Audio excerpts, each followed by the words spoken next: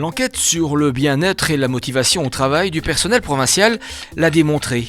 Les agents sont en attente d'autres formes de management. Pour répondre à cette attente, une journée de réflexion s'est tenue à Mons, l'occasion de découvrir des expériences positives menées ailleurs. L'objectif, c'est de mieux vivre ensemble, c'est être heureux au travail, c'est aimer ce que l'on fait et pourquoi pas, c'est de partager parfois un moment de détente avec ses collègues, tous ses collègues. C'est tous les moments de vie au quotidien, tous les moments qu'on partage, c'est aussi les relations de tous les jours, les bons jours de tous les jours, la tasse de café, le sourire quand on dit bonjour, l'humour très important.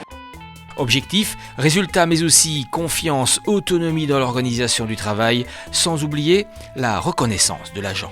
Mais oui, mais donc, qu'est-ce qui peut nous rendre heureux au travail ? C'est quand on fait bien ce qu'on aime faire et qui est utile, ça c'est vraiment la base.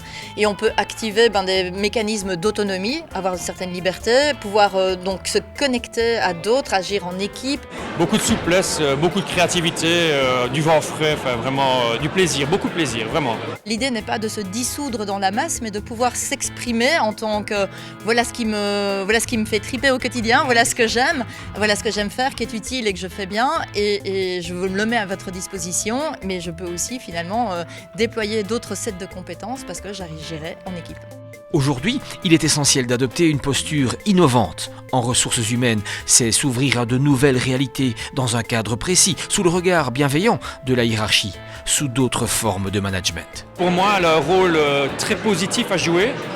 Alors pas une hiérarchie classique contrôleuse, mais une hiérarchie qui encadre, qui accompagne, qui est un catalyseur d'initiative. C'est important de pouvoir fonctionner dans un cadre parce que c'est ce qui va permettre en fait à l'organisation d'atteindre plusieurs choses, de pouvoir mettre en place une vision qui va donner du sens, partager des valeurs communes qui va nous permettre de travailler en confiance, avoir des indicateurs et des outils de gouvernance, donc de pilotage qui vont permettre une pérennité à mon travail et à l'organisation et enfin agir avec son écosystème pour avoir plus d'impact. Qu'est-ce que la responsable des ressources humaines de la province de Hainaut a retenu justement de cette journée ?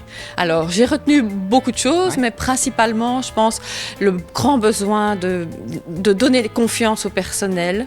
La confiance ne se gagne pas, elle se donne, et ça, c'est un élément important. Responsabiliser les agents aussi. Ils ne sont pas bêtes dans leur vie privée, donc il n'y a pas de raison qu'ils soient plus bêtes au travail. Et donc, on a tendance peut-être à leur donner des modèles tout faits, un sens à leur action qui est guidé, qui est télécommandé. Et je pense qu'il faut beaucoup plus les inviter à réfléchir et apporter des solutions humaines. L'agent provincial est peut-être la principale ressource ? C'est certainement notre principale richesse.